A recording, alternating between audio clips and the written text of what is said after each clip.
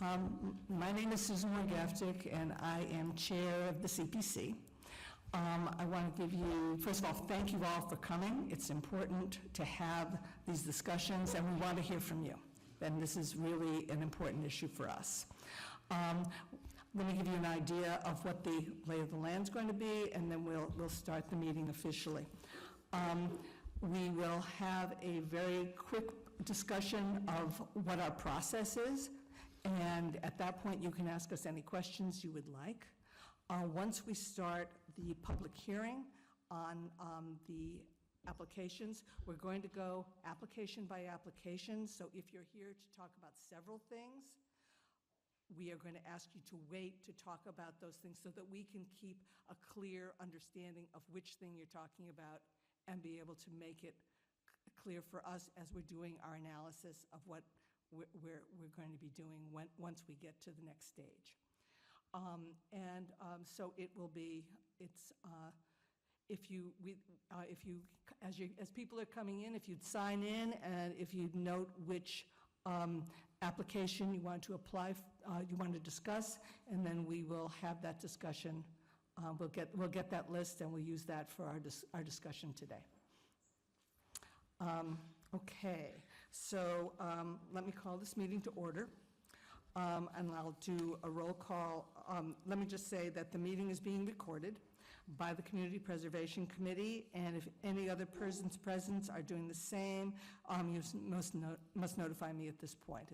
Is anyone recording this? You are, okay, thank you.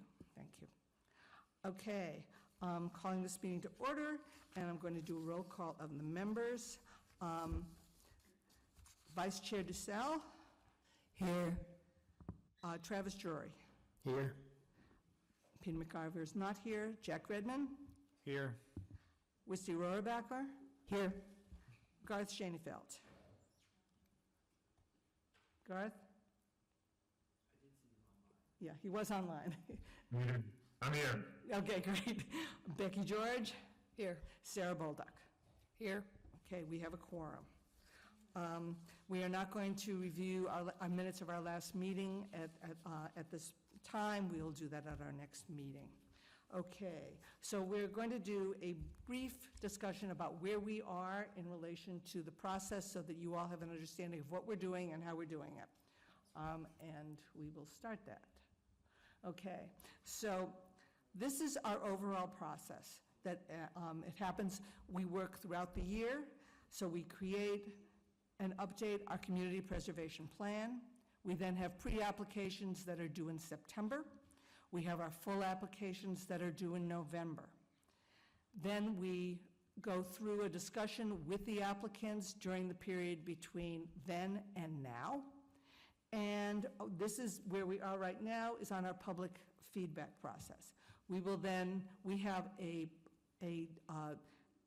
review process that we go through. You can look on our website and see what questions we're going to be looking at and how we score them. All of that is available to you. And from there, we'll take we also have a online survey that is online right now. So if you know someone who wanted to say something but could not be here tonight, we will be happy to have them and respond to the survey. All of that information is put into a huge, some absolutely wonderful databases that we look at, and we try to make some decisions about that in relation to what we said, what you said here tonight, what is in the responses that we get. All of those things fit together in terms of our then having a discussion about what we are going to do with the funds that we have. We have $213,000. There was $20,000 from last year that was returned to us, and we have $248,000 worth of requests. So, and this is actually the closest we have had in a long time. We often have requests that are the multiples of 2 or 3, and it's a very difficult process. So this is actually helpful to us. Once we go beyond that, we will vote on our recommendations. Those recommendations will then go to the City Council for a vote, and that is the process overall. in terms of of what we have this on deck right now, in terms of our historic preservation funding requests, we have Connecticut River Conservancy asking us for $45,984. The Franklin County Agriculture Society is asking us for $17,178, and the Greenfield Public Library is asking us for $7,000. All of those and every other proposal that I'm talking about tonight is online, and we also have a few copies in the back if people need to look at them again. In terms of housing, the Greenfield Housing Authority is asking for $8,000 for additional units to be created on Conway Street. They are also asking for a security deposit and rental assistance fund for $15,000. Greenfield Housing Associates, Inc. Is asking for $18,000 for preservation and updating of the Winslow. The Pioneer Valley Habitat for Humanity is asking for $15 for their Birch Street project, and Noble Home LLC is asking for funds to do the pre-review on gray water collection for condo development at Stone Farm Lane. Okay, we had one application in housing that was withdrawn from Valley Housing Cooperative. That was withdrawn because they did not feel they were ready to be able to move ahead. We expect that they'll be cut back to see us. In recreation, we have 2 pickleball projects, one for $22,361 for the present pickleball court, one for $50,000 for the projected new pickleball court, and one for $32,000 for a STEM installation project at Hillside Park. So, in summary, what we're looking at is $248,523 of requests, and we have $213,000 available to us this year to put in for applications. So not everyone will get funded fully. We don't know what we're going to do yet on any of that. We could partially fund. We could not fund at all. All of those things are on the table, and we have not had that process done yet. We will be, all of our meetings in terms of deliberations are open, and people can either come to the discussion we're usually at City Hall, or they can watch us online. However, unless there is something very specific, we probably will not be taking questions at that time because we'll be in deliberations. Okay, with that, let me... Garth? Just one thing, we also don't have to spend all the money we have available. That's correct. That's correct. And we have, in the past, we have put money aside for specific things because we expect that there will be future things that we will need to do in another year. And then that's an application process that's part of the application process. Are there questions about the process that we put before you or anything else around the CPA law or anything in that category?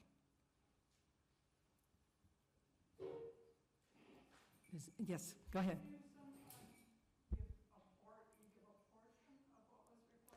Sometimes we do. It depends.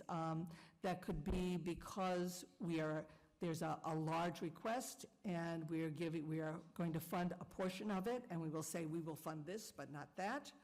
Or we could say we don't have the money to do the whole thing. We are giving you X number of dollars in the hopes that you can find additional funds from elsewhere. But it depends. It's project by project. There's no hard and fast rule, and there's no simple statement that we can make on any of the applications. Any other questions about our process? Susan, can I just clarify one thing about the process? Sure, go for it. Also, we keep saying that we give the money, but No. technically we're making recommendations to city council, and then city council is the body that votes on whether to give this funding to the projects or not. City council can't give funding to the projects unless we make the recommendation first, though. That's correct. Thank you, Travis. Anything else in terms of the discussion of the process as opposed to the applications themselves? Okay. Jack, could you go and get the sign-in sheet for us? Yeah, just the first page. Just whatever is signed in on. Yeah, oh yeah, 2 pages.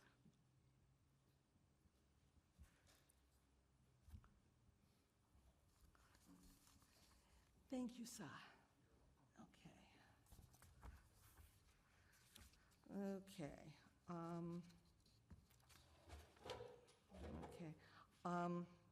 All right, this is somewhat helpful in that many of you did not say which projects you're doing, but so I'm just going to go through this.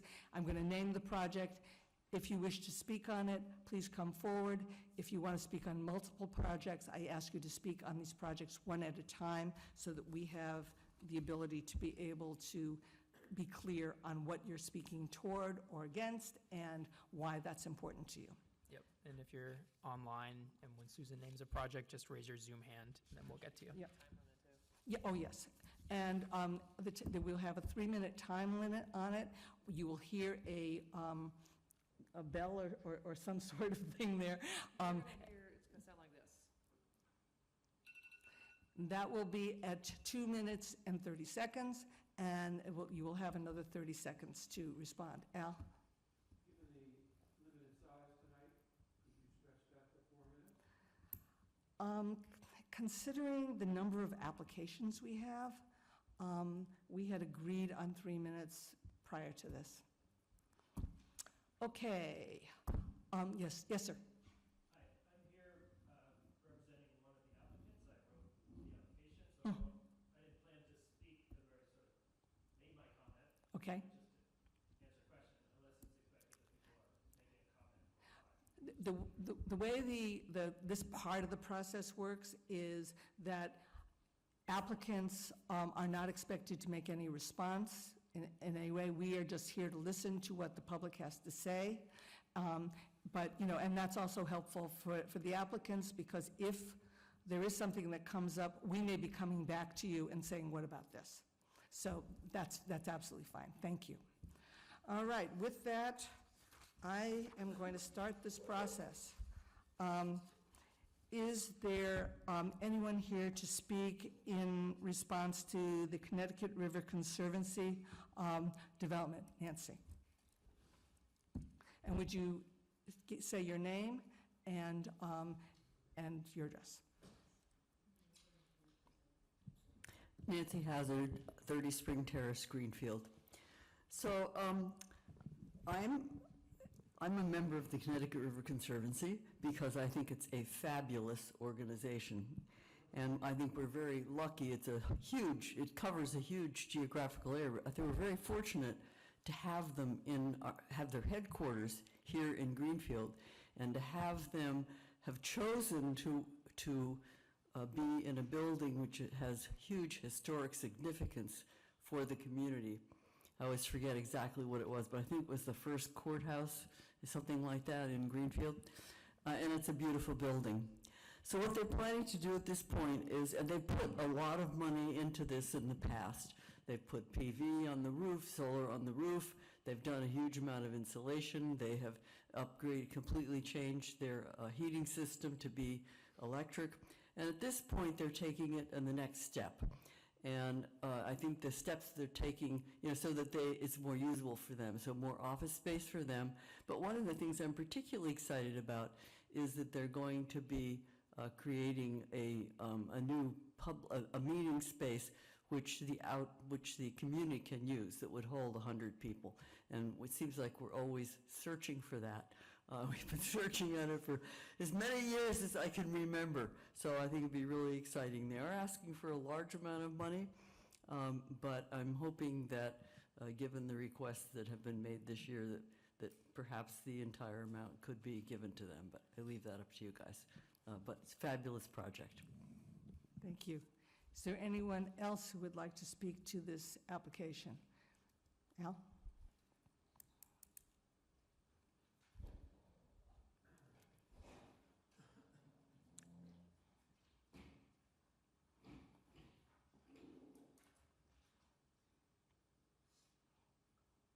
Committee members, is this on? Oh, yeah, press the, Press the button. There you go. There we go, thank you. Committee members, I think you'll probably be tired of hearing me say it tonight, but the proposals that I'm here to support are all housing. And I think you understand that.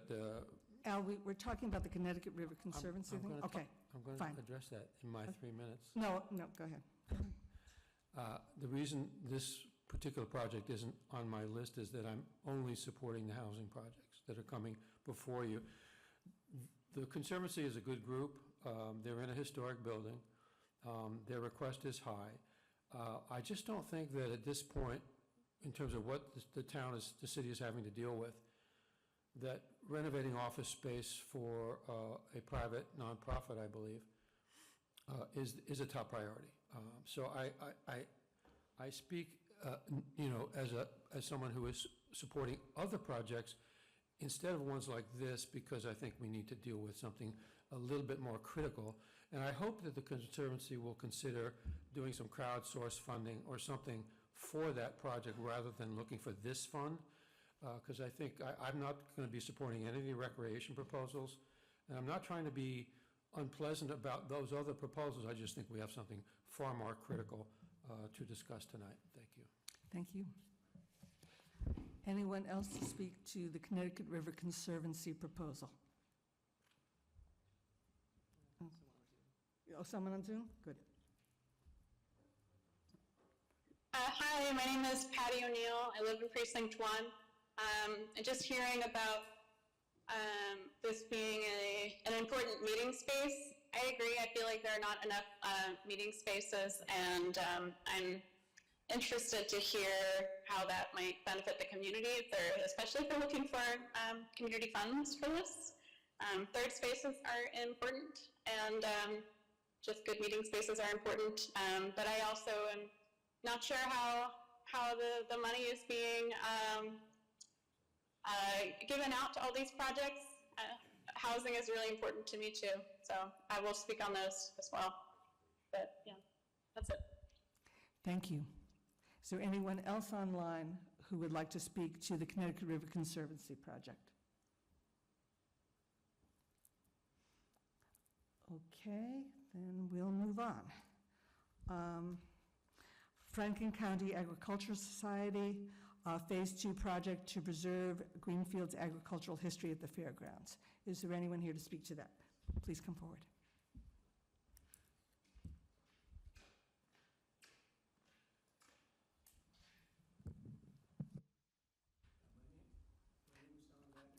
Push the button, so it's, there you go. There we go, okay. Speak on that. My name is Don Babbitts. I live at 131 Wisdom Way. I am right across from the fairgrounds. And as everyone knows, through the course of the year, they've had many, many events. Events that myself and the neighbors have no say in what goes on. The only thing that we get to do is pay our taxes. Unlike the fairgrounds, which is supposedly a nonprofit, which I really don't understand why, they do not pay any taxes. If this was maybe 10 years ago or whatever, when the fairgrounds was in dire needs, they needed these things, help from, these funds, these projects, that's one thing. But, when they only had like the fair, or they had the Good Sam, somebody like that, a few organizations that were there to help them. That's one thing. But now with all that they have enough money to do these things on their own, as far as I'm concerned. I mean, you can ask, myself and the neighbors, I mean, what we have to put up with all year long. And so somebody's making money. They have to be making money. So that's why I feel that for them to come up for this is not right. When there's other projects, well, we've got the whole list of them, people that in different projects that should be funded with this CPA funds and not the Franklin County Fair. Thank you. Thank you. Is there anyone else who would like to speak to it, Nancy?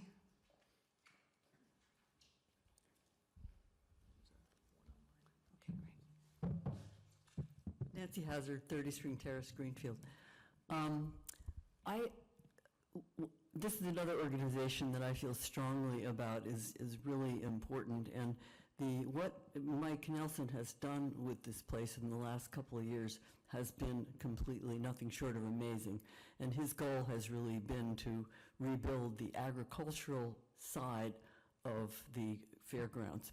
What he's requesting, what they're requesting, is for money to upgrade the animal stalls area, so it's an agricultural thing, and yeah, I'm not in favor of all the things that are held there. I can appreciate if you're live across the street from me, that there's some things that you might not like, and hopefully those things can be ironed out. But in this case, it's the monies for agriculture. He's doing a great job with the agricultural side of the place, and I would like to see it funded. Thank you. Thank you. Jimmy, online? Yes, Ryan Whitney, Chapter Street, Greenfield, Mass. I share the same sentiment as the first gentleman. I've seen the fairgrounds evolve from an agricultural fairgrounds and evolved into now what is known as a concert venue, is what the place is now. Like, I think these people are generating a lot more money than they have before, and we just helped them with a lot of money to do new roofs a little while ago also as taxpayers, and now that they're a concert venue pretty much, and they're doing all these concerts that the taxpaying neighbors really don't appreciate, it would be really rude to just tell the taxpayers that you're going to help fund that stuff that's bothering you. So I don't agree with this, the money going towards it at all, even though I do attend a lot of events at the fairgrounds, and appreciate them. But what it has turned into, it's a money-making entity now. It's not just like some fairgrounds that's used once or twice a year. So I don't agree with this project at all for us funding it. That's all, thanks. Thank you. Anyone else who wishes to speak either online or in the room on the fairgrounds? Yes. I'm Mary McDonough, 54 Briar Way, Greenfield, and I don't know anything beyond the fact the last time I was at the fairgrounds going through the animal sites, I can say I appreciate the idea of upgrading them. And if they need the money, if they can justify needing the money to do it, and it's being a well-managed place, I appreciate, the neighborhood, but as a visitor to an agricultural fair, I'd appreciate those animal stalls being better. Thank you. Thank you. Is there anyone else, either online or here in the room, who would like to speak to this? Al? Okay, another one online. Okay.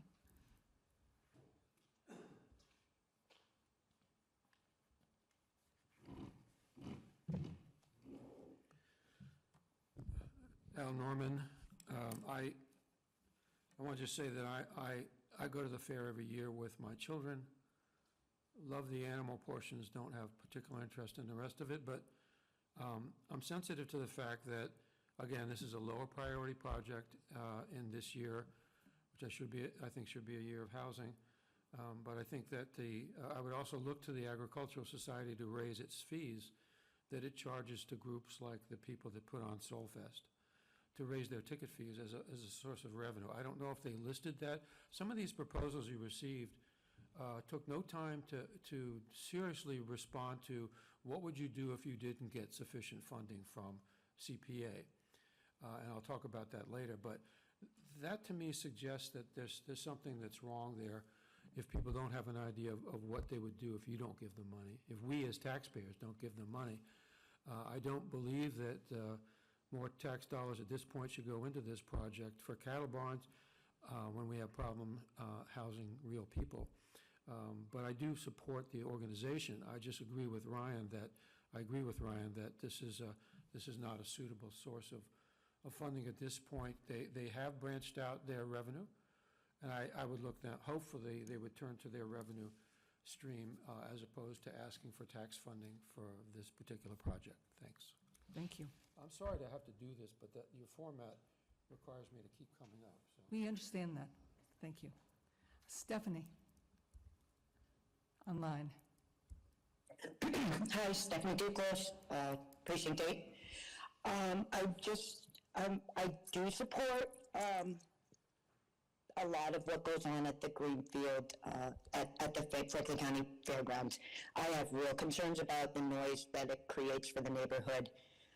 That being aside, when we get these applications in, are we aware of all their funding sources? I mean, they do have an organization called Friends of the Franklin County Fairgrounds, which I know is a source where money goes in and then they reallocate it. So I'm just wondering, as we go through these applications, have we checked all of the additional funding sources? Like Al said, what are they going to do if we don't give them that money? I mean, if there's a lot of housing on that, the applications this year, I'm actually would support more historical preservation and more recreation, maybe even contemplating what they're going to do over on 7th Street. But this, it seems like they have additional sources that they could go in and get the money from. And given the fact that there hasn't been a lot of conveniences made to that neighborhood, and I've heard multiple complaints about the events, it seems to go on deaf ears a lot of times when people speak out. So I just wanted to say, no, I don't really support this. I think they should go to their friends of the Franklin County Fairgrounds for that funding. Thank you. Is there anyone else, either online or here in the room, who would like to speak to the Franklin County Fairgrounds? Okay, seeing none, we will move on to the Greenfield Public Library Local History Room Collection. Is anyone here who, in the room who would like to speak to that? Carol?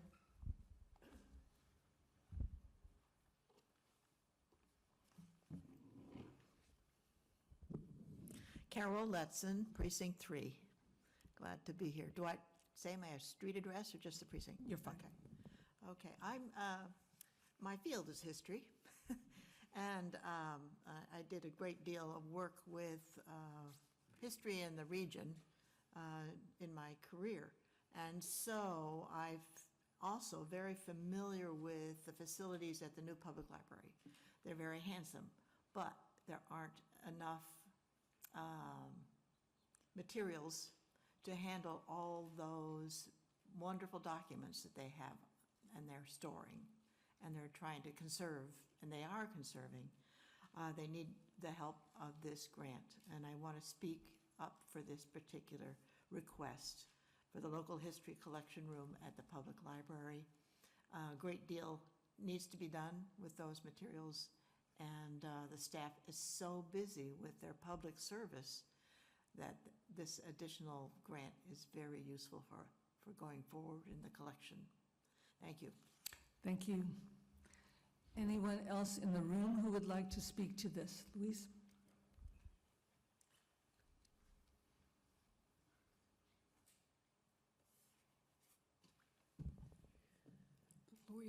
Louise Amnio, Madison Circle. Excuse me. Excuse me. I also support The history room, I think. Mainly, I'm here to support housing. But the history room seems like a small input into preserving the city's history, and I think that at this point, we really need to learn history. We can't let it go. It's very, very important that we hold on to it. So I would like to speak in favor of the funding for the history room at the library. Thank you. Thank you. Anyone else in the room who would like to speak to this? Yeah, go ahead.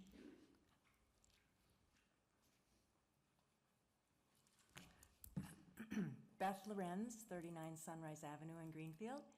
Remind me again the amount that they would like? They are asking $7,000. I'm in support of providing them with the $7,000.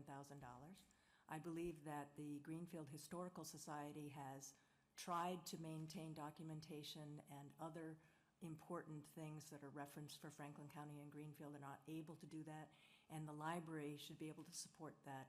Historically, it makes very good sense as a referencing location to be able to have the library, and I think that the multitude of dollars that have been provided to it already through both the private funding of the Friends of the Library and others would very much appreciate having that support.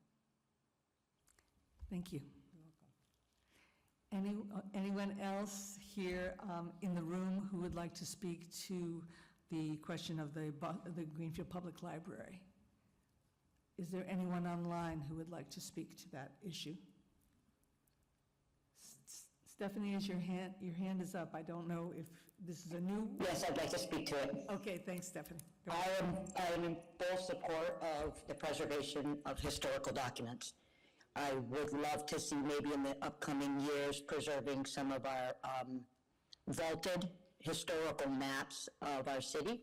So if they need this money to help digitize and preserve those documents, I'll fully support that. Thank you. Is there anyone else online who would like to make a comment in regard to the Greenfield Public Library request? Is there anyone in the room who would like to do that? Okay, moving on, then we're going to move into the housing requests that we have. And we'll be starting off with the Greenfield Housing Authority's Conway Street additional housing request. Would anyone like to speak to that?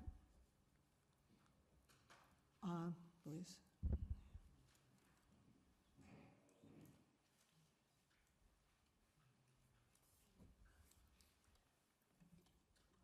Louise Amio, Madison Circle. Yes, I support this housing project. I believe that the plan is to build 4, I think, new apartments, at least one of which would be fully accessible. And I am very strongly in favor of any new housing, and especially accessible housing, as there is a dearth of housing available for anyone, but in particular people who are mobility. I forget the word. Challenged. Challenged, thank you. Thank you. Thank you. Is there someone else? Nancy Hazard.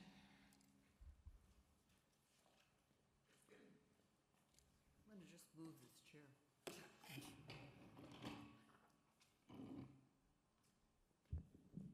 Nancy Hazard.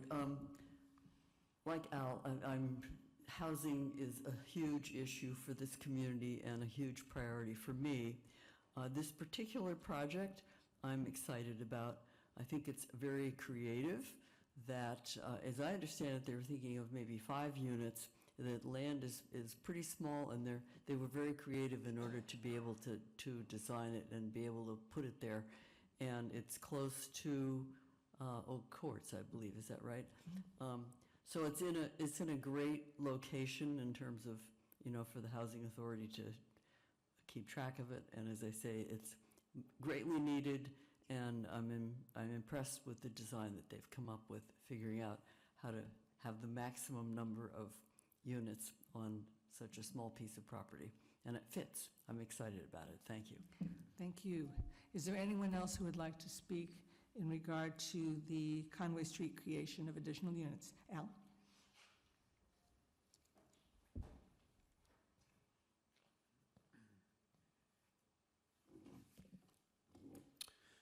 I'm delighted to be on the same side with Nancy, my neighbor, on this one.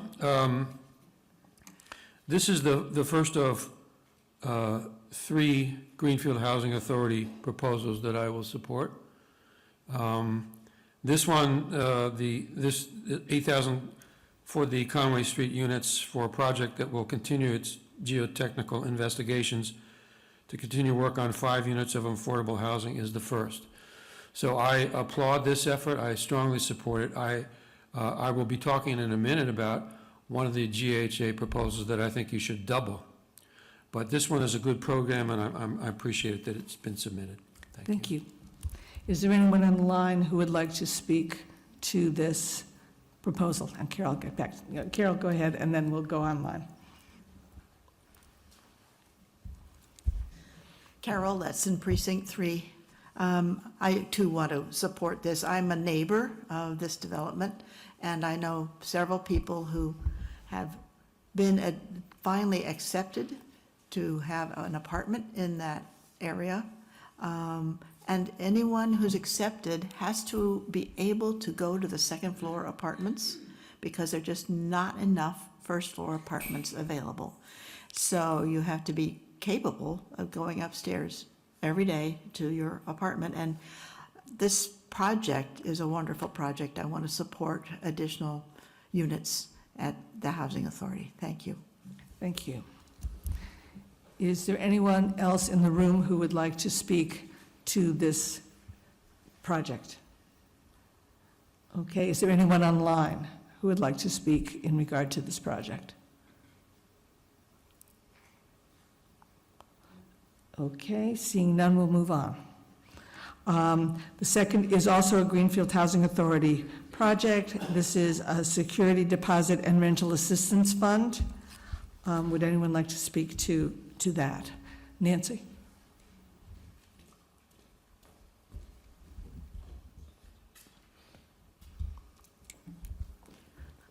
The idea of a rental assistance program has been around for a little while, and it's fabulous. As I understand it, it will handle the security deposit and the first month, last month, et cetera, enable people to get it. And they're asking for $15,000, and they have a goal of $30,000. And I think if this group had, if all the money is not spoken for, this is one area that I would say, please offer them more than they're asking for. And as I understand it, the money comes back. Like if the person gets into the apartment and is there, then obviously the landowner would keep it until that person left, in which case they would then return, well, actually the last month, well, yeah. Well, the security deposit gets returned, excuse me, but not the other 2 pieces. So it's a fabulous thing. Thank you. Joan?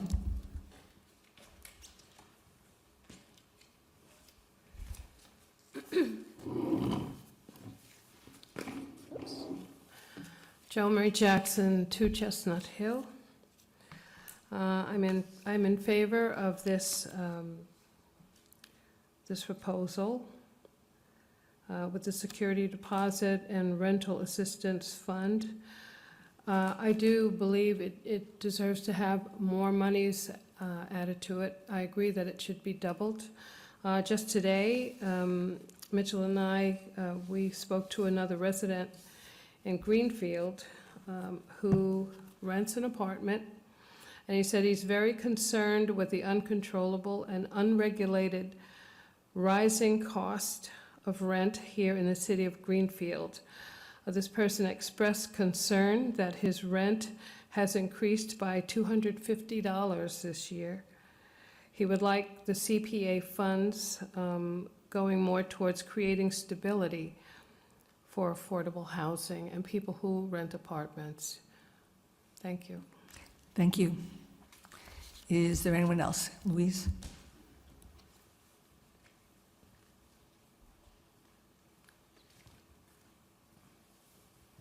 Yes, I'm very much in support of this proposal to put more money into rental support, first and last, security, all of that. I received yesterday an email from, I don't know, one of many organizations stating that the proposed budget by the House, federal House, the House would cut back on housing vouchers by as many as 250,000 housing vouchers. We already know there are not enough to go around. People are on waiting lists that I'm told will go as long as 8 years. They want to cut them back. The Senate is also calling for cutbacks on housing vouchers. So anything that we can do to help people stay housed, I'm very much in support of. Thank you. Thank you. Al?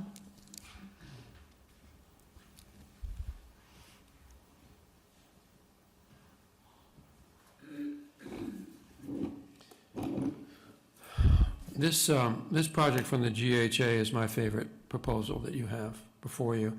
I would like to see them get $30,000, and I'd like to suggest an edit. And I want to tell you a story that happened to me this year. I was working with a 79-year-old neighbor of mine who was being evicted from his apartment, not for cause, because he paid his rent faithfully year after year. He was evicted because somebody bought his house and wanted to renovate it, update it, and kicked out all the tenants. He happened to be living in one of the units, had been there for 25 years, and basically has no money, lives on almost nothing, and had to contemplate moving to another place. And he had no money for first and last month's rent, but also he had no moving money. He had no money to move his belongings, and unfortunately he had what many 79-year-olds have, is a lot of stuff to move. So anyway, we tried to help him get into the RAFT program, if you're familiar with that. It's a program that provides support for moving assistance. And they pulled a catch-22 on him that said that once he found a place that he was no longer homeless, so therefore they wouldn't allow moving expenses to help him, and took him off the list. So fortunately, his new landlord, a different landlord, I won't get into why that happened, but a landlord who subsequently took over the property wanted him gone so much so that he could renovate the units that he was willing to pay for the cost of his moving to get him out. So this is something that's happening, I think, probably more frequently than I would like to believe, but this project is for $15,000, and the project says it's going to serve 5 to 10 people. I mean, that's nothing. I'd like to see them get more money so they could serve more people, and I'd also like to see the project provide moving assistance if you could negotiate that with the GHA, because I know that it's out there and that it's needed as a project. But I thank the GHA for putting this one in, because it is a gap. Thanks. Thank you. Is there anyone else in the room who would like to speak to this prospect? Is there anyone online? Oh, I see we have a couple. Okay. Patty? Hello, Patty O'Neill at Precinct 1. Yeah, definitely in support of this. Seems like it would be super helpful for somebody who is unhoused to get housing, and I hope that they will, that this fund can continue to grow, because people are going to need it. That's all. Thank you. Thank you. Stephanie? Thank you, Stephanie Duclos. I'm just curious as to, there's so limited amount of people that are going to be served. How will they determine who is most worthy? So I agree with the prior speakers. I'd love to see this funded more. I know that what Al was speaking about, his 79-year-old neighbor, across the street from me, the exact same thing just happened. They evicted all the families so that another LLC could come in and raise the rents and rent it out. So I do see that happening a lot in my neighborhood. I think it happens a lot throughout the city. People are struggling, and I know that I just had an increase of my tax bill for $100 a month. So that means I gotta go find an extra day of work. So, some people that are above a certain age don't have that ability, and so I really do support this, and if we can increase these funds, maybe shift some of the funds for other less important needs, I would love to see this at least doubled, so we can serve more people. Thanks. Thank you. Is there anyone else, either in the room or online, who would like to speak to this proposal? Okay, seeing none, we will move on. Greenfield Housing Associates or Winslow Preservation. Would anyone like to speak to that issue? Nancy.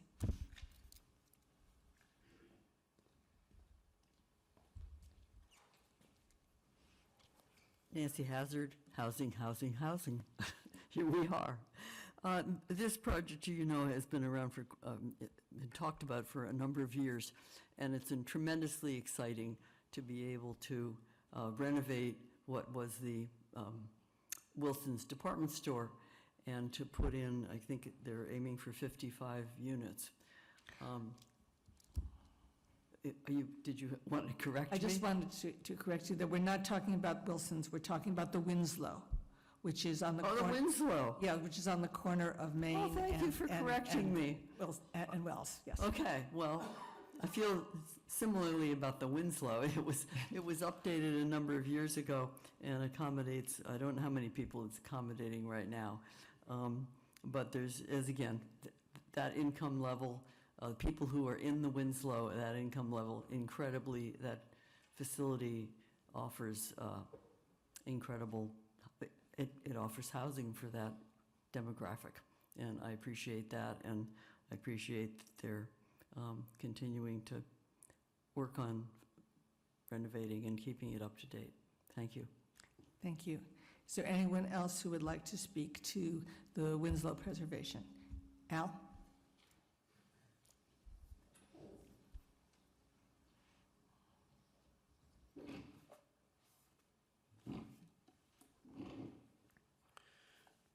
This location on Wells Street is an interesting building, an interesting history.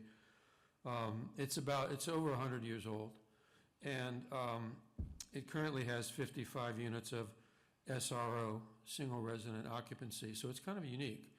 It's for people who clearly have a lot of challenges that they're facing, low income and no companion, no one else to help them that lives with them. So they're single occupancy, single room resident occupancy. The building hasn't been renovated for the past 15 years.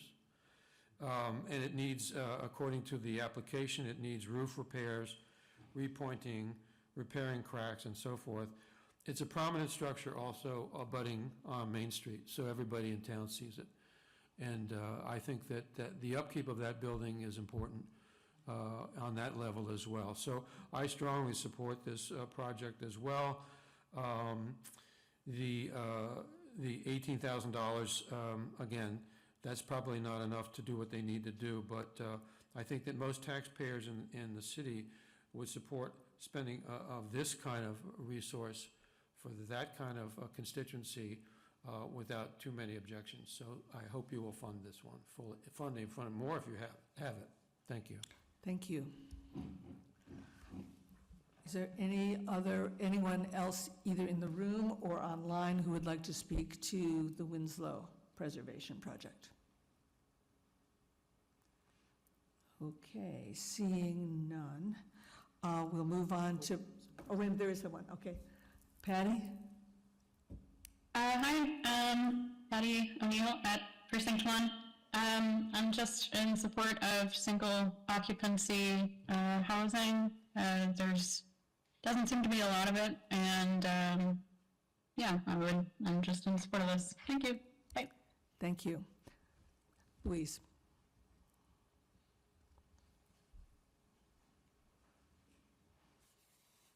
I just want to say ditto. Anyone else who would like to speak to the Winslow Preservation, either online or in the room? Okay, seeing none, we'll move on to Pioneer Valley Habitat for Humanity, their Birch Street project.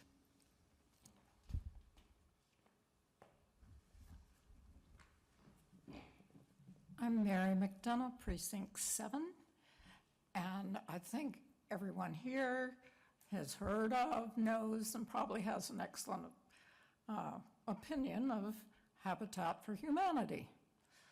When we moved here 12 years ago, I went to volunteer at my daughter's workplace. Habitat for Humanity. No, it's Pioneer Valley Habitat for Humanity, which serves 3 counties. And one of the most surprising things I learned was that when you've made a donation to Habitat for Humanity, which we all know and appreciate and applaud, that is to a national and international organization that creates great publicity for the cause. But Pioneer Valley Habitat for Humanity is solely supported by donations, grants, fundraising, in kind, with their name on it. If you're going to make a donation and you want it to be local and do something good for your neighbors, your immediate communities in Pioneer Valley, it has to have their name on it. And so their request is for a house here in Greenfield, and it seems short compared to the numbers. I totally support all housing efforts that you're hearing about, but supporting Habitat where it is everything that they support, its owner work on the units. You get all kinds of volunteers from communities, schools, the knowledge to your community is spread about housing and what's involved in it. And like the money that would be lended out, housing that belongs to Pioneer Valley Habitat returns to Pioneer Valley Habitat. So it is a continuing unit of affordable housing. So please, all of your housing units deserve help, but please consider keeping Habitat here in Greenfield and supporting their request. Thank you. Thank you. Is there anyone else who would like to speak? Joan?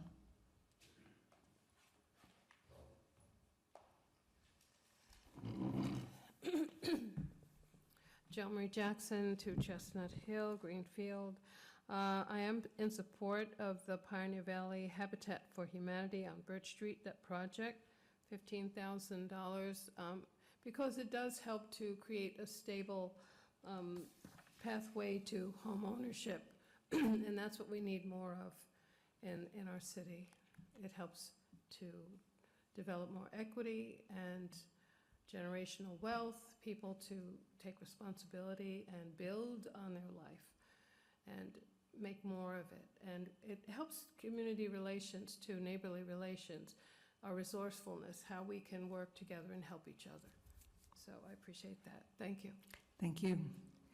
Is there anyone online who would like to speak? Oh, Mitch, why don't we do that first, and then we'll go online. I'm just coming up here because he has a vision issue today. Okay. Oops. Yeah. Good evening, committee. I support this proposal for Habitat for Humanity, Pioneer Valley Habitat for Humanity project. As you know, I'm a big advocate of creating pathways to home ownership, and this is a great one.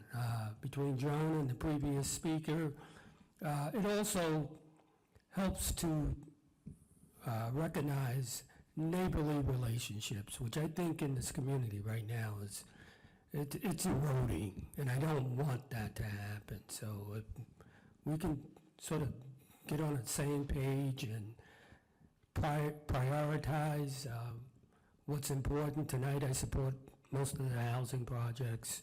I'd like to see that happen. Again, you've heard me in the past how passionate I am about pathway to home ownership, creating generational wealth. It gives people dignity. Thank you. Thank you. Is there anyone else in the room who would like to speak to this? Nancy?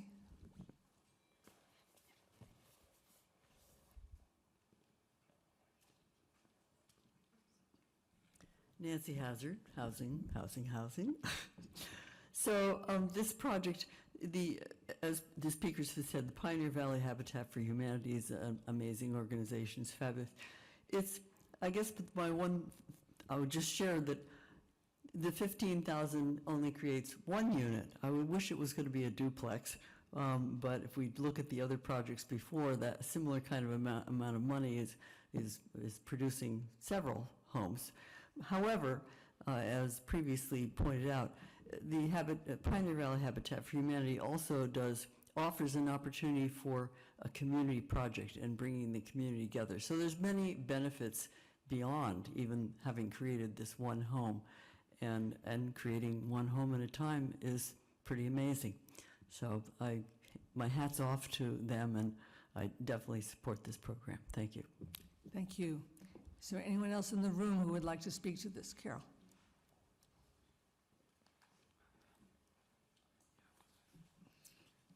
Carol Letson, Precinct 3. I wanted to speak from my point of view is that Pioneer Valley Habitat for Humanity used to be focused on towns south of us. And for years, I wondered, why couldn't they offer to build a home in Franklin County, not just in the next county south? And I'm thrilled that they're doing this now. They are moving north and realizing they can find land here in this town and help us out, and I certainly support this grant. Thank you. Anyone else in the room who would like to speak to this? Al?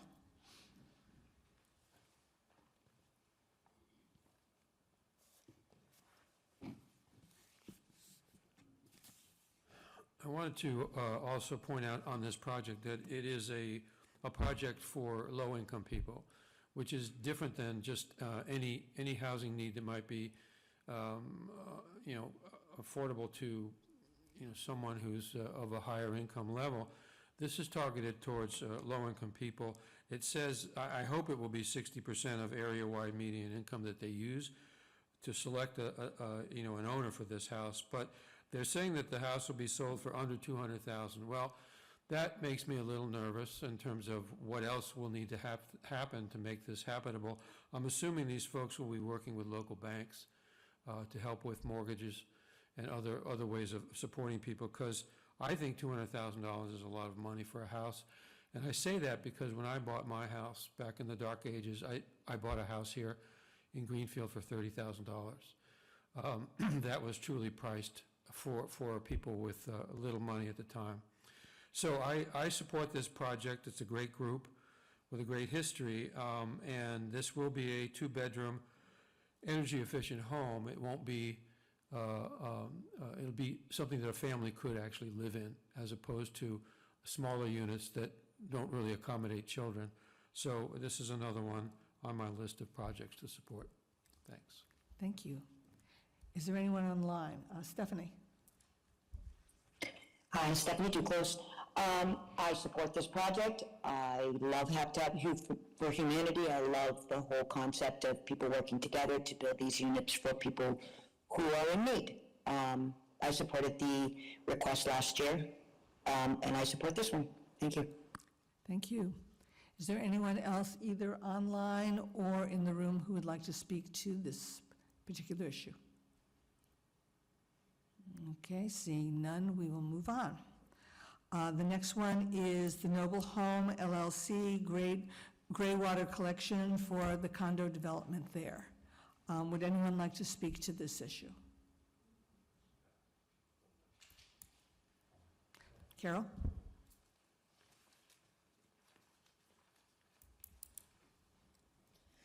Carol Letson. I was very interested in this proposal. I didn't know many details about the plan for Noble Home LLC, and I read as much as I could about it. I know that the plan is to build homes on land that is not horizontal. So I think this plan for gray water collection probably is because of the terrain they're trying to build on. I admire their ability to find property in the city of Greenfield to even try to build multiple dwellings. So I'm eager to see how this gray water collection system can work to make additional housing lots available. I support this number 8 category of request. Thank you. Thank you. Is there anyone else who would like to speak to this? Beth?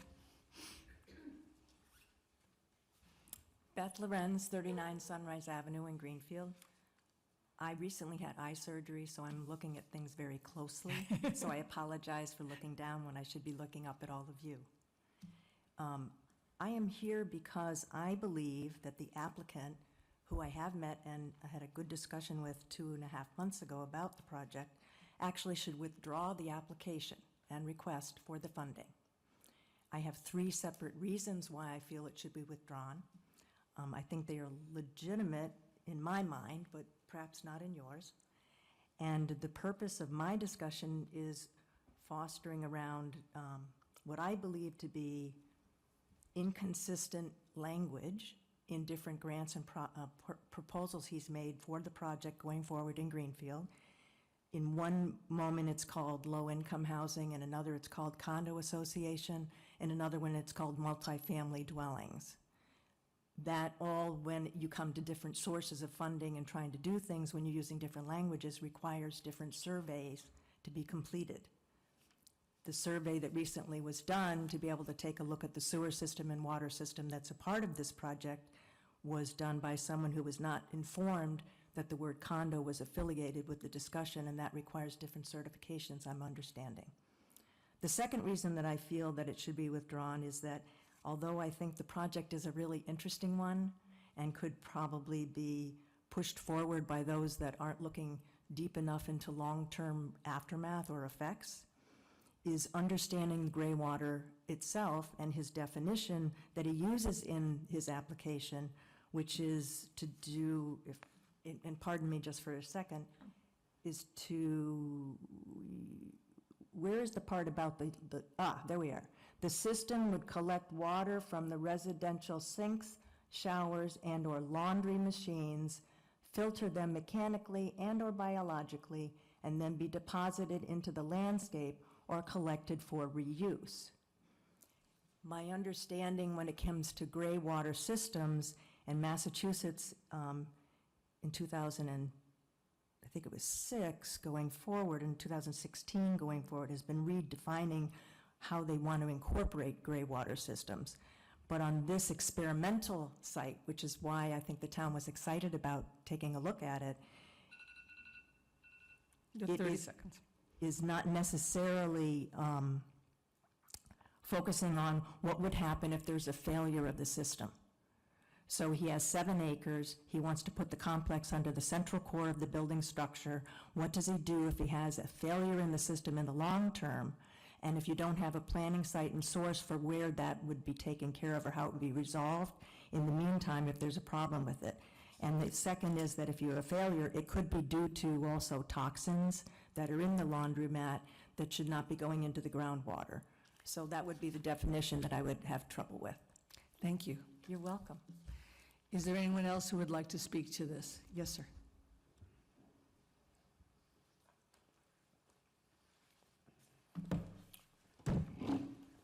Hi, Chris Ethier, 26 Sunrise Ave. Beth and I are both neighbors. One of my major concerns with what's going on is this placement of this particular project, which, by the way, as far as I know, and I've checked, I was away last week, so I haven't checked this week, but has absolutely no paperwork in the town at all, so it's hard to follow it.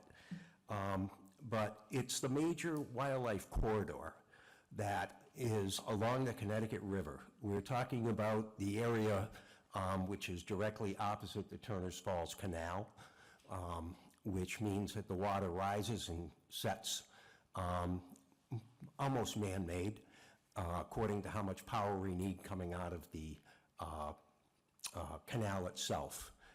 It was interesting when they cleaned it, the canal, and actually drained it this year, and you went down there and watched the water, which I happen to live there, so I do. I walk my dog. And it's really, we're talking about mostly, at least 90% of the time, about a condo unit. And it isn't just about the unit itself, it's about all the regulations which follow it. One of my big concerns is the lighting of the parking lots. It sounds crazy, but I mean, I happen to live overlooking the site, so I am a NIMBY. I'm standing here, sitting here as a NIMBY. That's just great because it's my neighborhood. It's very concerning to me that if we spend essentially taxpayers' money on a project which hasn't been before the Conservation Commission, there's been other projects attempted down there, and they've run into heavy, heavy snags with the Conservation Commission. Several studies have been done. I'm questioning whether you shouldn't get more information before you give away taxpayers' dollars on something that is going into a LLC. And yes, this is Greenfield, this is a city, this is the town seat, and we need more housing, and we certainly need more affordable housing. But let's make sure we spend the money wisely. Thank you. Thank you. Is there anyone else in the room who would like to speak to this? Joe?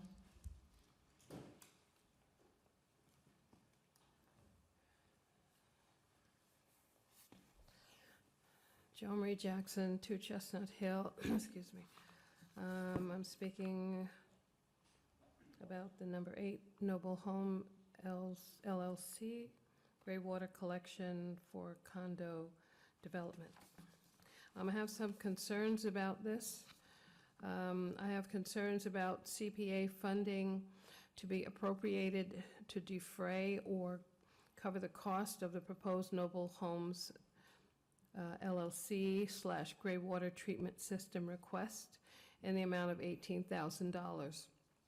The proposed 24 small affordable units is equivalent to the purchaser or buyer paying $600 per square foot.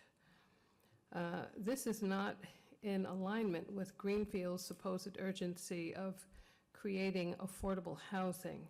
A developer with a project of this magnitude should be able to absorb the cost of, say, $750 per unit. If this is a committed and worthwhile project by said developer. Based on the incomplete and opaque data furnished by Noble Homes LLC, I recommend the Community Preservation Act Committee table this application regarding, in reference to Noble Homes LLC gray water treatment system request for $18,000 at this time. Thank you. Thank you. Anyone else in the room? Sarah?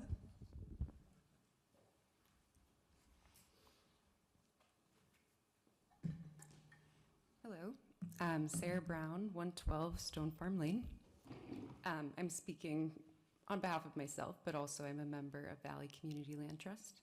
I just want to uplift the importance of all the housing projects as a huge priority, and also particularly excited about this project because I feel like it is addressing both the climate crisis and the housing crisis. And the Community Land Trust model is unique because homeowners are applying for a home-only mortgage, and that is making the unit more affordable, and the affordability is preserved in perpetuity in the ground lease. Also, This is a climate resilient model because returning sink, shower, and laundry water into the aquifer rather than burdening the municipal sewer system is better for the river when there's a combined sewage overflow event. Also, this site is a good site for housing because it's within half a mile to public transportation, even though it has the nice benefits of being in the woods. And it's the housing design of smaller units with shared common spaces is important, and having a multifamily clustered on less than like 3 acres, including the parking and the road, is better to preserve the rest of the 32 acres for open space and public trails. And so this is beneficial not just to the residents, but also is a model that can be innovative and transferable to other communities. Gray water is something that we should be working on more, and also affordable housing and community-led solutions like community land trusts. So I think this is a good model. And just to clear up some misconceptions while I still have time, as long as it lasts, it's not mutually exclusive to be affordable housing, multifamily, and a condo association. And if there's a system failure, it's still connected to the public sewer. And biodegradable soaps would be required. It's not really related to the steep terrain. Permitting would be in early spring, and also isn't a requirement for a project to receive funding. Lights would be downcast and motion censored. I'm not sure where the $600 per square foot amount came from. And also the previous project for this site was approved, and that was a subdivision for 12 McMansions, sorry. You have 30 yeah. seconds. It's And okay. that would have moved wetlands over and not preserved the public trails. So I think this is a low impact, ecological, and affordable housing project that would be great to support. Thank you. Thank you. Is there anyone else who would like to speak? Anyone else in the room? Mitch?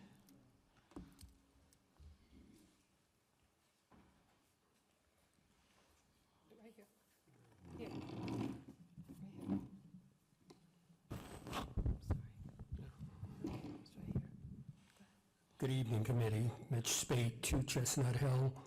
I'm not in support of the $18,000 for the gray water project there for Noble Homes.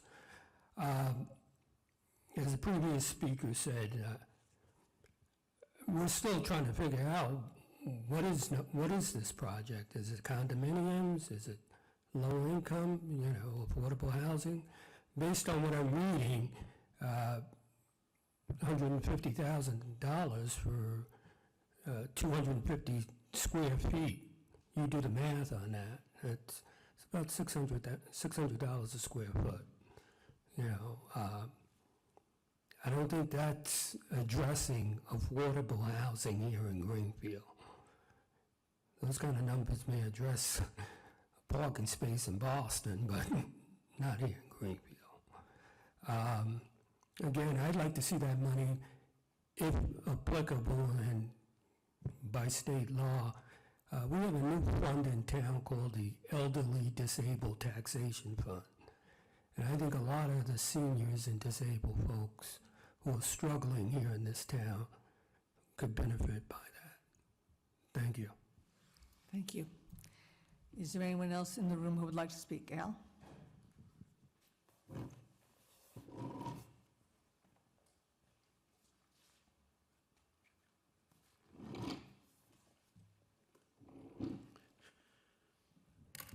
This is the sole housing project on the list that I cannot support.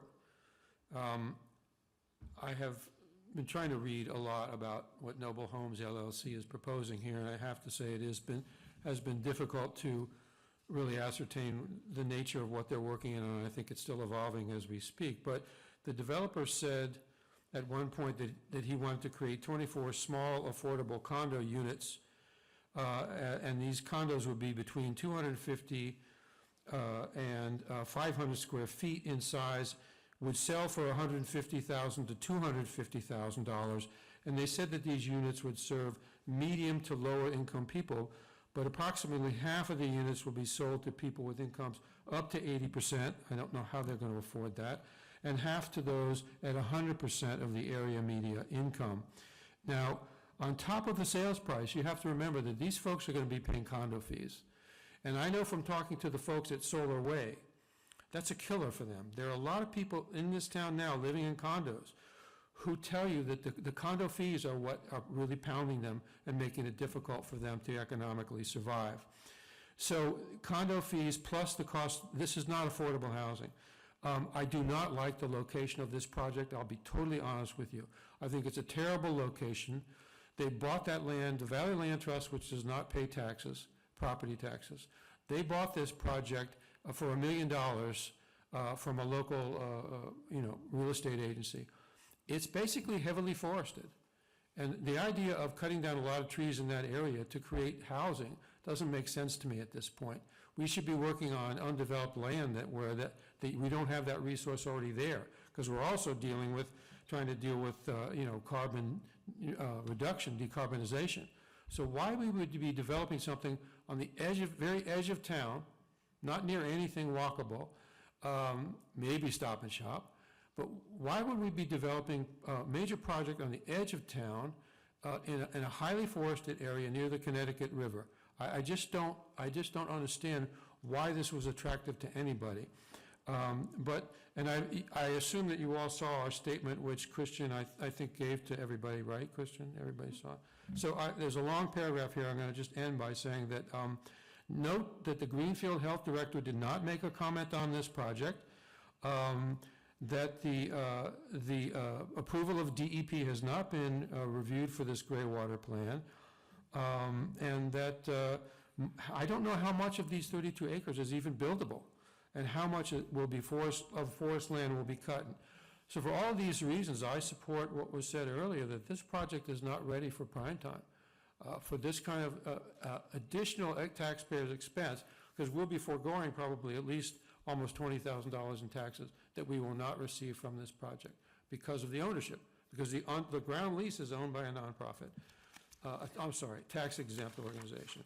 So unfortunately, I'd like to support almost anything that comes in wearing the appearance of housing to this group, but I cannot support this one. Thank you, Al. Does anyone else like to speak to this project? I've got 3 online. Okay, we'll start there. Nevin. Hi, Nevin Larry, 110 Franklin Street. I'm in support of this project. Generally, I'm in support of sorry, I know Susan, you said not to split all the projects up, but just to save everyone's time, I'm generally in support of all the housing projects that were proposed tonight. I'm a member of Valley Housing Co-op, who could you speak a little, excuse me, could you speak a little more slowly? We're having difficulty understanding you. I'm sorry. Oh, no worries. Yeah, so I'm a member of Valley Housing Co-op, who is the other leaseholder on the Valley Community Land Trust land. And I'm just generally supportive of the housing on that land. At this point in where we're at in development, in terms of Greenfield as a whole, it's very hard to find land to build that many units on without lots and lots of subsidies. And I think the way that Noble Home is doing it right now, they're doing it without any subsidy, which is pretty amazing. This is the first thing they've asked for, I believe, in terms of any sort of tax funding or town or state funding. So I think that's something to keep in mind, is that they're. I'm also a builder, and so I do know how much things cost, and it's sort of like they've done all the math, and this is kind of, they're not making really any money off this, and this is kind of the only way that they've been able to come up with to build housing affordably without any subsidy. So in general, I'm supportive of this project because of that. I think gray water is a good thing for Greenfield to be sort of looking towards in the future, towards more, I guess you call it infrastructure, whatever, as we get more storms and more flooding, et cetera, in the years to come, and whatever weather becomes more volatile, I think that gray water will become a larger part in trying to keep our infrastructure working and not overflowing into rivers. So I think it's a great combination of supporting more housing creation, and although it's not, yeah, I would love to also buy a $30,000 house in Greenfield, but that just simply doesn't exist anymore, and this is sort of a realistic, I think this is kind of like a realistic proposal based on what's happening in the real estate market and what's happening in the building sphere as well. So generally in support of that. I guess I'd like to clear up one thing. We do, so as leaseholders of Valley Community Land Trust, we pay all property taxes. Valley Community Land Trust pays the taxes, and we pay Valley Community Land Trust as leaseholders to pay for the taxes. So all the property taxes get paid for both on this land and any land in the valley that Valley Community Land Trust owns, as well as any other land trust. Thank you very much. Patty. Hello, Patty O'Neill, Precinct 1. I am also a member of Valley Housing Co-op, and I'm part of their land stewardship circle. I have a degree in ecological design, and everybody here cares so deeply about ecology and living as smartly on the land as possible within the constraints that exist in our economy. So I'm really in support of this. Gray water does require gray water safe products, but I think that that's something people want, and this is infrastructure that would support that. It would be a really great example to show that this is how you can transition into living more lightly on the land. Every kind of infiltration management will be considered here, and this landscape was previously used in the past decades for gravel mining. It has a lot of invasive plants. It has been very disturbed, so that's something to keep in mind about this being a housing site, and those locations are going to be in mind for housing, and it's much better than what the alternative would have been, which would have been an entire clear-cut subdivision. And the ethos of this, everybody on this community land trust project, which is for affordable community housing, with the combined intent to manage everything as ecologically supportive as possible, is really really lucky to have in your backyard, and I hope that they get the money to do this in a really great way so that we can have nice things being built into our future. Thanks. Thank you. Stephanie. Hi, Stephanie Duclos, Precinct 8. I do not support this. I have many, many reasons why I do not support this. Part of me has this gut-wrenching feeling about putting any kind of housing on land that was stolen from another person. But that aside, I would really like to see things go through the commissions it needs to go through, the Conservation Commission, and wait for all of the appeals that the neighborhood, I've gone to the zoning board meetings, the planning board meetings, and I would like us to pause on allocating something that we don't have approval from the boards that I think that are necessary. I too have education in sustainable and environmental energy and sustainability. The number one thing we learned there was carbon sequestration and deforestation's impact on air quality, which we have a lot of problems with here in this city. So that aside, I do support additional housing. I think that, they have a great concept going, that they're going to, almost Renaissance community their properties. However, to this particular LLC and this particular project, I request that we please don't fund this. There's a lot more to be known about this. Thanks. Thank you. Adelaide? Hi, thank you. My name is Adeline. I live at 3 Valley View Drive. I support this housing plan and the gray water system.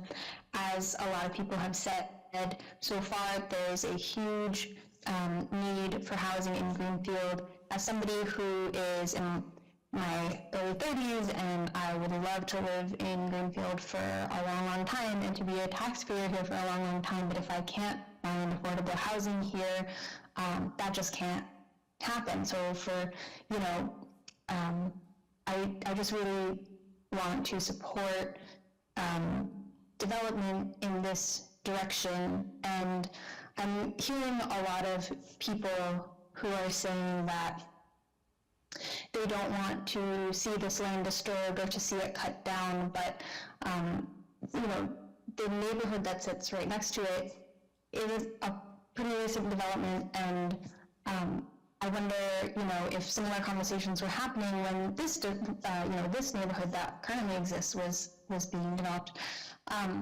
With that aside, the ecological benefits of having a gray water system, I think, are great.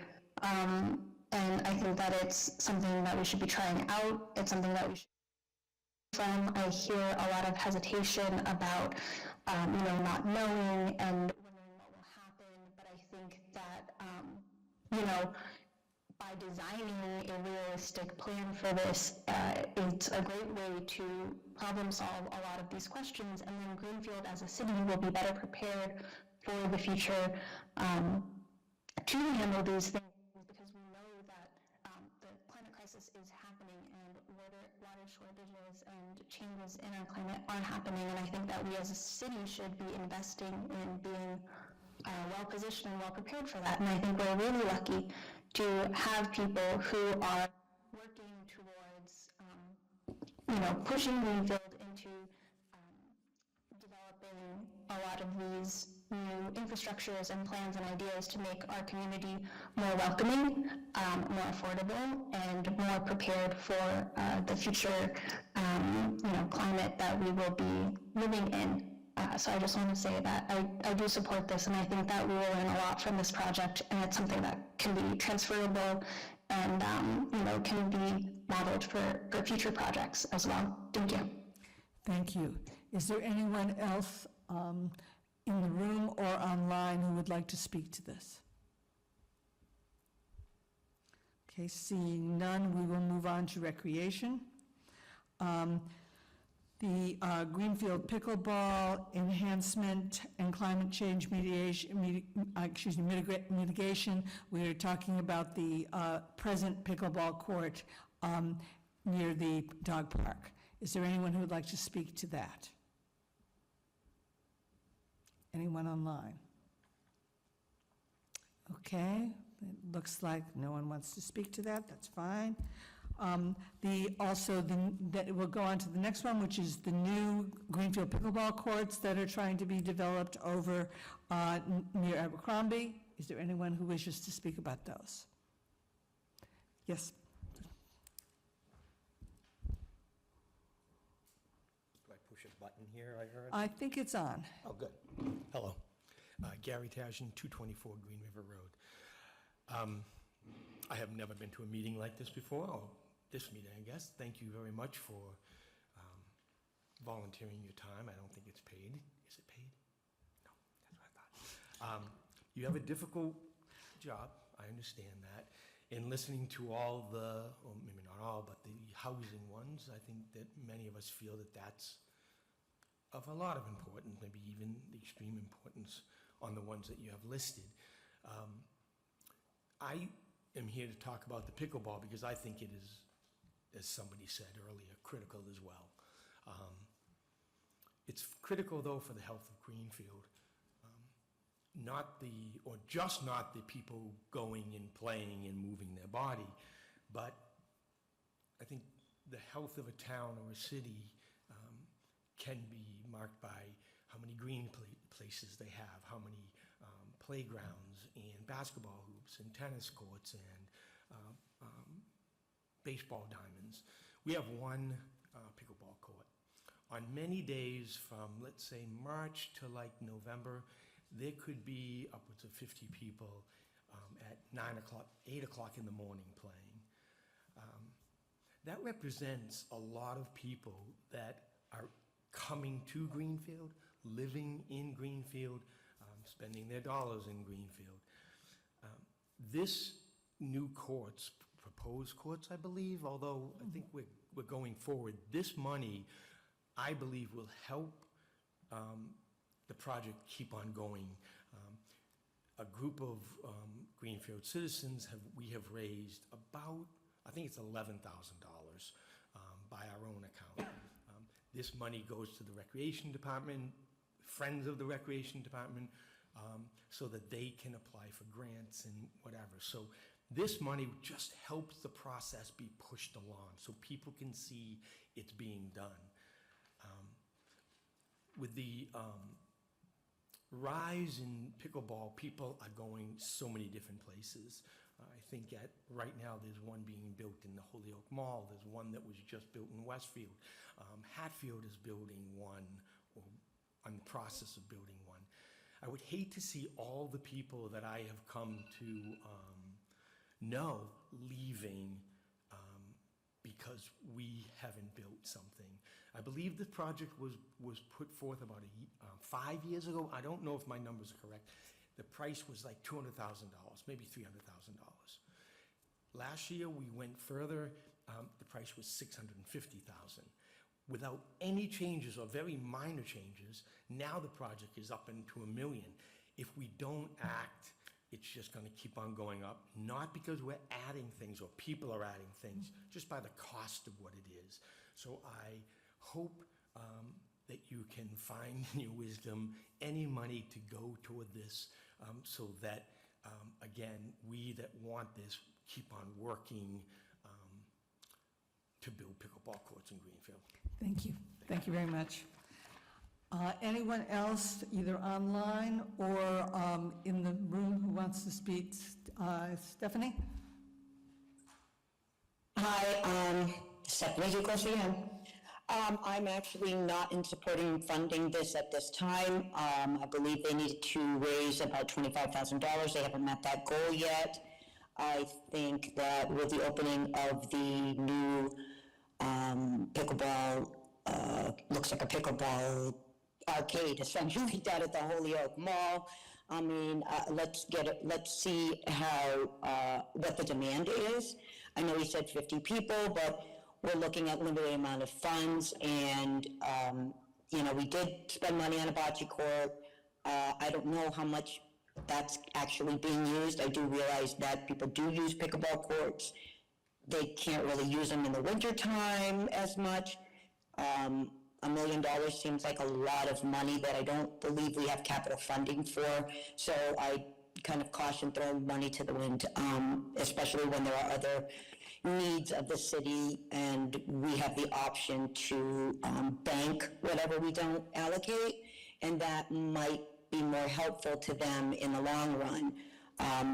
Prices might come down. I mean, everyone's assuming it's all going to go up. We don't know. There may be a change. So I think we should pause until they've met their $25,000 goal and see where we're at then. Thank you. Thank you.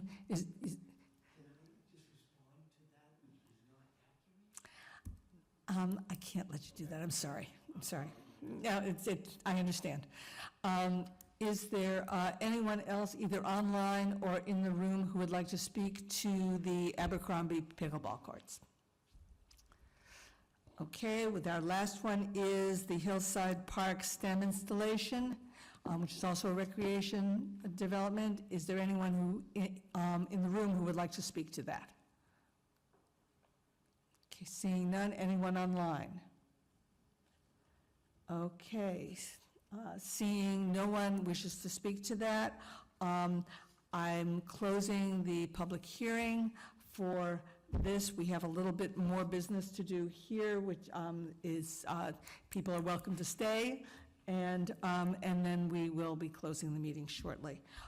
Is there anything more on updates for fiscal 2023 or 2024 projects? Yeah, just one quick update on the Agricultural Society barn rehab project, the piece that was funded in the first year of CPA in Greenfield. The historical preservation restriction for that project was approved by the Greenfield Historical Commission, and it'll be heading to City Council via an order from the mayor. Great, thank you. I want to remind all of the members of the committee that now that we've had our public hearing we are to do our analysis of all of the proposals and have that into Christian by March 3rd. So it's a few days, but we now have enough information, I think, to be able to do that. And other than that, our next meeting is scheduled for March 13th, 2025 at 5:30, and I believe that will be at City Hall, correct? Okay. So with that, I entertain a motion. Motion to adjourn. Do I have a second? Second. All those in favor? Garth? Garth left, okay, so it's all the folks who are here. Thank you very much, and have a good evening.